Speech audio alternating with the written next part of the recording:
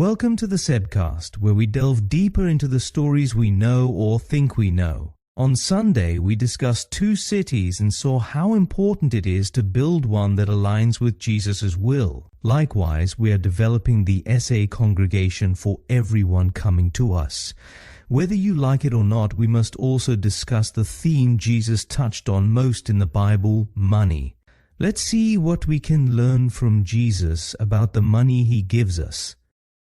In Matthew 5, Jesus says, "Give to him who asks of you, and do not turn away from him who wants to borrow from you."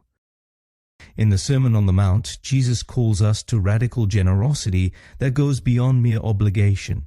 He urges his followers to address others' needs selflessly and sacrificially. Generosity. It's a word we like to use. We think of rounding up at the grocery store or giving a little extra during the festive season.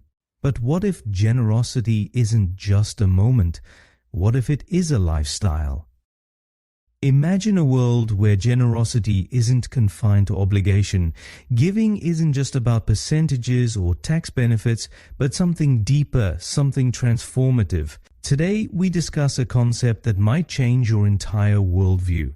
It's the idea of giving not just enough, but more than enough. Here's the thing about generosity. It's easy to define it by a line, a percentage, a commitment, a box to tick. But what if the true power of generosity begins after you cross that line? What if the best kind of giving starts when it's no longer mandatory? This idea is not new, it's ancient.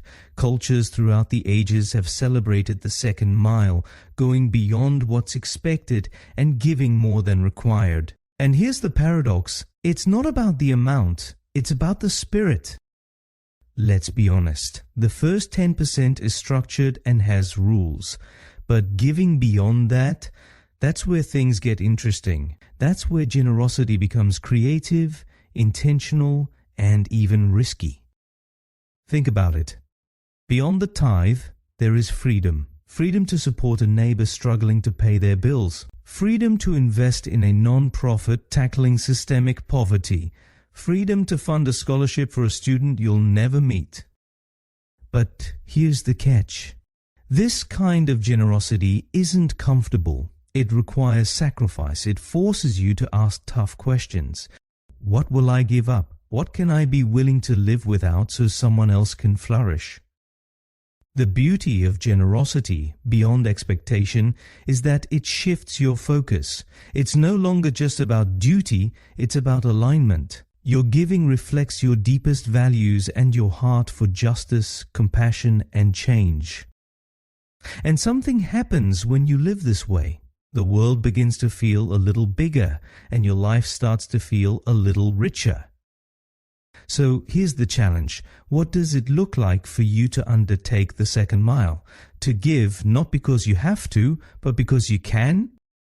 Because generosity, true generosity, doesn't stop at the line.